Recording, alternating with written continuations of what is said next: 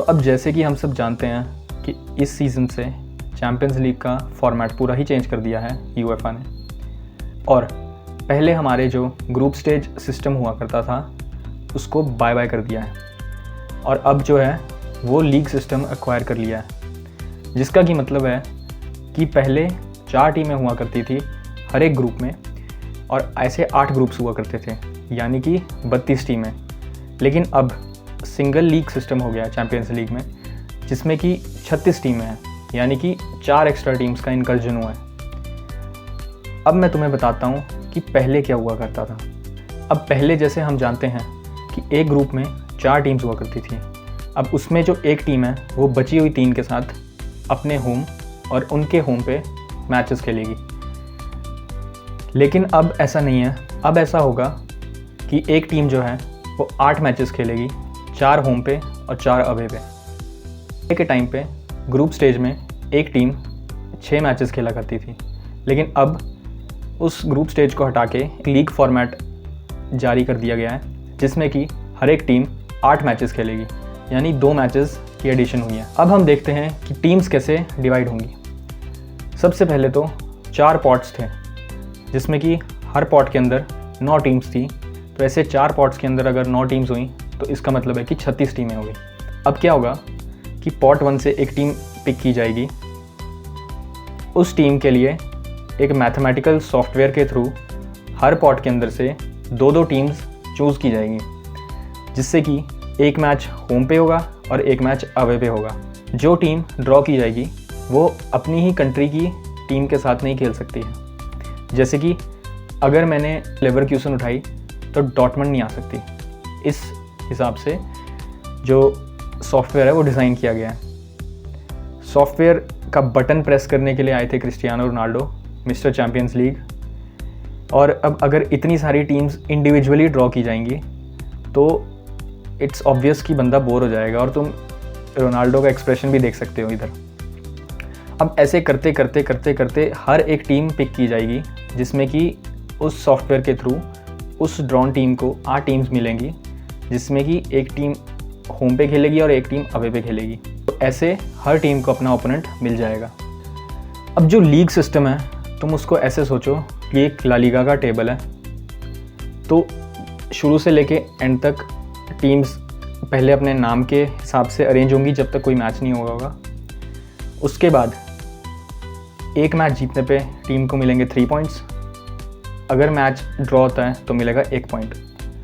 ऐसे करते करते करते अगर टीम्स अपना सारे मैचेस कंप्लीट कर लेती हैं 8 के 8, तब जो टेबल बनेगा उसके थ्रू पता लगेगा कि कौन सी टीम अगले राउंड में जाएंगी और कौन सी टीम वहीं से एलिमिनेट हो जाएंगी।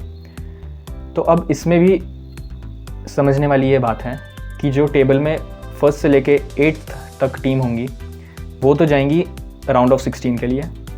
अब जो टीम्स 9 से 24 के बीच में होंगी उनके बीच में 2 लेगेड टाई होगा, एक होम पे और एक अवे पे। अब इस 16 टीम्स में जो 8 टीमें टॉप 8 फिनिश करेंगी वो फिर से आगे चली जाएंगी, और जो इसमें हारेंगी वो सारी फिर एलिमिनेट हो जाएंगी। तो अब जो इनमें एलिमिनेट हुई हैं टीम्स और जो 25 से लेकर 36 तक की टीम्स थी जो वो एलिमिनेट हुई हैं, ना इन्हें यूरोपा लीग मिलेगा ना इन्हें यूरोप में कोई और लीग मिलेगी। मतलब वो इस साल के चैम्पियंस लीग कैंपेन से बाहर हो गए हैं। अब जो हमारी 1 से लेकर 8th तक की टीम आगे गई हैं, 8 टीम्स वो होगी।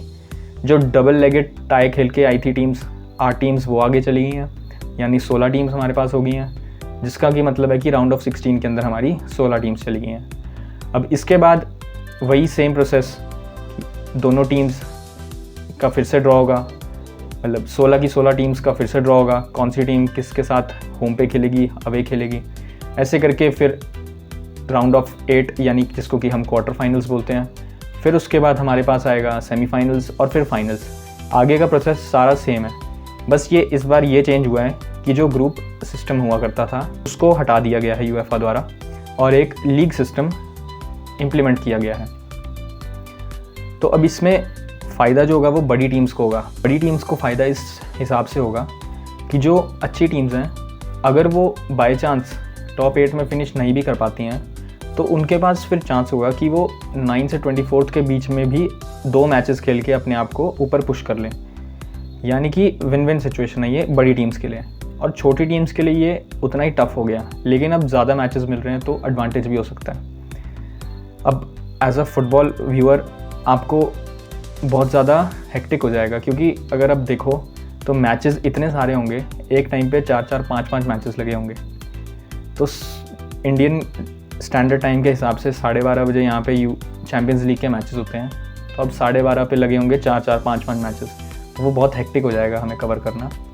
लेकिन as a neutral football watcher उसके लिए तो बहुत अच्छी बात है, क्योंकि जो बड़ी बड़ी गेम्स हैं वो हमें देखने को मिल जाएंगी। अब एक एक करके टीम्स ड्रॉज एक्सप्लेन करना इस टाइम तो बहुत मुश्किल है, लेकिन हम कुछ चुनिंदा बड़ी टीम्स के ड्रॉ देख लेते हैं। जैसे कि आप लोग देख सकते हैं, रियल मैड्रिड खेलेगी डॉर्टमुंड के साथ, Liverpool, Milan, Atalanta, Salzburg, Lille, Stuttgart, Brest. अब वैसे ही मैनचेस्टर सिटी खेलेगी इंटर के साथ, Paris, club Bruges, Juventus, Feyenoord, Sporting, Sparta Praha, Bratislava.